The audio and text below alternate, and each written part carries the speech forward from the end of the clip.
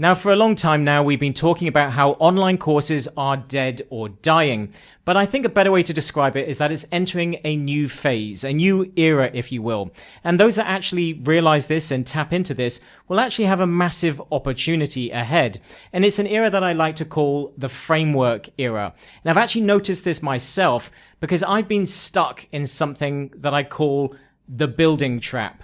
And this is that I've been building and tweaking and engineering my courses over and over the last few years, more than I really should have been. In the past, I was probably editing my course about once every 2 years. I would create an updated version and relaunch it, make some more money, and just continue to push it. And it all worked well. Now, maybe in your niche, it's slightly more evergreen. Maybe it's more lifestyle, such as, say, language or something like that, that has a longer legs. You don't have to keep re-recording your courses. Things don't change quite as quickly. But then in the last year to sort of 15 months, I've literally been updating my course about once every 3 to 4 months. And it's not only me. I've actually seen other people doing exactly the same. A lot of competitors or people in adjacent niches, they are continuously creating and then basically dumping courses onto YouTube or giving them away for free suddenly, or just relaunching again something completely new. And we're almost repeating what we used to do sort of 10 plus years ago with affiliate marketing, where people were launching new programs all of the time and everybody would come together and support each other during those launches in a symbiotic way.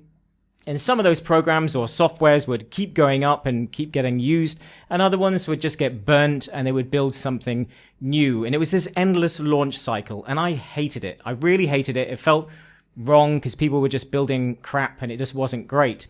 But now we're falling into something for a different reason. We're actually having to recreate stuff a lot more because it's just starting to get stale. We can't seem to get any traction, and the amount of money that we're making over time, each time we rebuild, is just getting lower and lower because we can't recoup that time and effort that we put into building that program.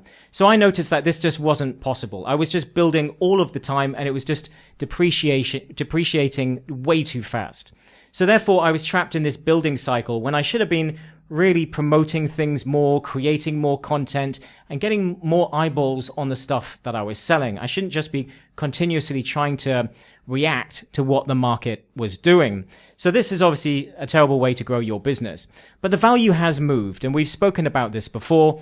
People are starting to move closer to coaching and implementation, and we are seeing a massive rise in terms of coaching. Whereas in the past, people were moving away from it. They wanted online courses. They wanted more do it for yourself and cheaper programs for that reason. But now they can get information readily from AI. They can get that information at their fingertips. So coaching is on the rise. And for those that want an opportunity, just having your content and going directly to one-on-one is probably one of the easiest ways as a coach or an expert who has a channel, for example, to start making money. But what we need to understand is what has changed in terms of value is that your frameworks, your strategies, and access to you is where the value is now stored. So now that we understand that, we have to start understanding how we're going to be presenting our information. A course is not necessarily going to be the best way of doing it, but we haven't fully moved away from that. We still have to create some course content. So it's more of a hybrid model that we're moving towards. So the sort of standard setup or different ways of doing things, although they're still working, they're just not giving us as much bang for our buck. So we have to look at this in a depreciation versus frameworks way of doing things. And the depreciation part is just sort of the static course, which is information, which people don't really go through that much. Completion rates are really, really low. And if that content is continuously going out of date, then you don't want to keep creating that. We just can't build fast enough. And thinking that we can build fast enough, and I know some people actually still do that. If you want to do that, then fine. But for me, I want more of a lifestyle business. I don't want to be stuck in a building cycle that never ends. I'd rather be doing content and generating leads and sales, and that's it. I don't want to be building products all of the time. So we have to be focusing on the parts that don't depreciate. So what in our business does not depreciate? And for the most part, that is our frameworks. The frameworks and the actual core of what we do and the strategies that we use in our proven systems, those are what we actually want to retain. Not the 10-hour course that you're creating, not all the fluff in between and the examples and so on, the core frameworks of what actually works within your business. So what doesn't repeat, doesn't depreciate? Your principles, your sequence, your judgment, your values, your experience, all of the things that make your strategy and your frameworks work. So what basically doesn't depreciate, we want to do more of that. And we actually want to work out what that is. So normally the straightest way of doing this, if you don't have frameworks yet and you're still quite new to this, is obviously, as I said before, just doing one-on-one coaching, building out those frameworks, tweaking those and improving those before you start scaling later on, which is normal anyways. You would do this before you started to sell onto a group level or onto a mass level. You shouldn't be producing a course straight away if you haven't actually taught people how to do it and gotten people results one-on-one yet. So that hasn't really changed. But we are now in the framework era where this is the valuable part, not your course, not your program. Because what we actually want to do is leverage AI to our asset, to our benefit. Because basically AI is just going to keep getting better and better, and it's going to keep replacing us in different ways. But our frameworks will continue to work. Our frameworks are the valuable part that we only really have to create once or tweak or slightly improve. So if you can get your frameworks down, rather than having it in a 10-hour program, a 20-hour program, or however long it is, we can then take that and we can put it into frameworks that go inside of AI, and then those actually shorten the process of your teaching. They improve the teaching experience. We have more of a hybrid experience. Yes, you still need the odd video, but I was speaking to a member in my community who was going through what I had set up in my group. And what I essentially had was I had the frameworks in the community built into GPTs. So I was using a hybrid setup where you would have some documents and things that were useful, some templates, but then short videos explaining the concept briefly and then telling you how to use the GPT to work through the process where it would ask you questions and actually you would get a result much faster.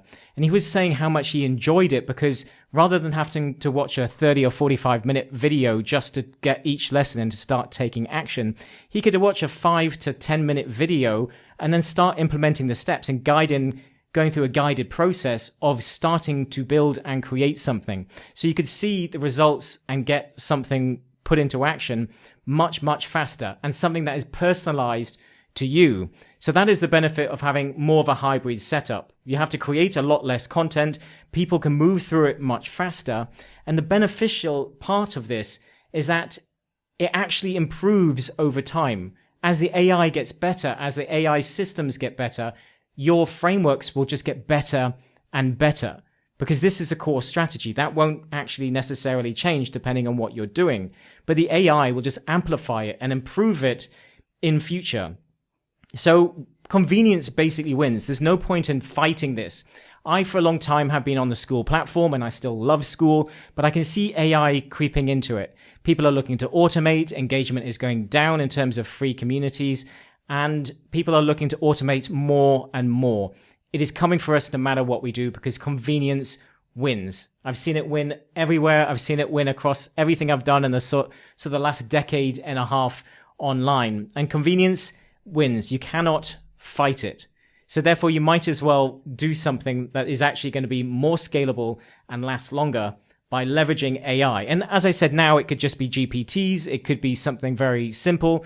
But as long as you've got your frameworks, and it's not even a case that you necessarily have to put those frameworks into AI quite yet, as long as you're just getting those frameworks together and you understand how that will work. Because if you understand how those frameworks work in terms of how you do it face-to-face, one-to-one, then it becomes easier to automate that later on. But you can then start putting it into very simple GPTs and other tools to be able to future-proof this for yourself. And this basically goes for everything that you're doing. It's why I literally built an AI tool for the front end called Coach X2, which I will link to in the video description.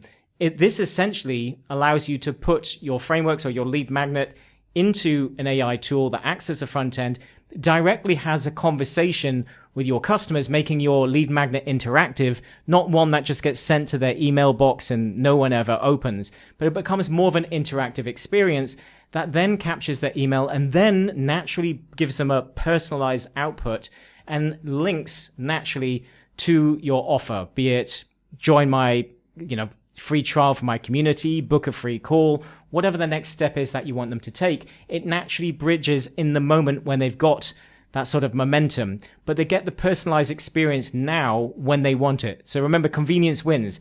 I want that thing now and I want it bespoke to me.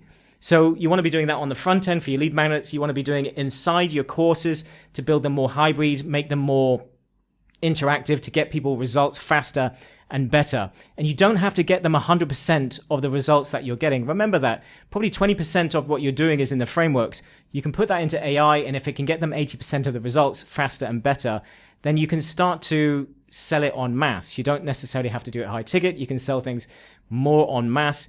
And this future proofs us, because it may be just a GPT today, but in future, probably less than a year's time, people are already doing it. The only issue is getting the price down, where you actually have an AI version of you, literally you on camera, chatting to them, or your actual voice chatting to them and coaching them. Basically, the tool that I created, Coach X2, can also work as the AI coach version of you inside your community if you want to as well. But that's coming. It's almost already here. But if your frameworks already work with, say, a GPT, then you're very easily going to be able to just move them across into the next piece of technology. So meaning your frameworks will just keep working, and all you have to do is keep tweaking and changing it where relevant, and the AI will just continue to improve it. So it's about amplifying what you do, not replacing you. You still sit at the top. And the way I kind of like to look at this is that you're almost like the teacher at the top of the classroom, and the AI is like a teaching assistant or a couple of teaching assistants that are working with the rowdy kids at the back, giving people more support where they need it, guiding people through the process. Whereas you're still the teacher at the top, who now has more time, doesn't have to do as much of the coaching, and basically doesn't have to answer all of the sort of questions over and over inside. But people get a much better experience than just a video that is, and a video that's basically for everyone. It's not even a personalized result. So it may be a GPT today, but in future, your frameworks will probably go into an AI system. And this is where it's going to become AI learning, where it's videos and AI mixed together. And I'm already seeing a lot of YouTubers and educators who are doing this on a variety of different levels.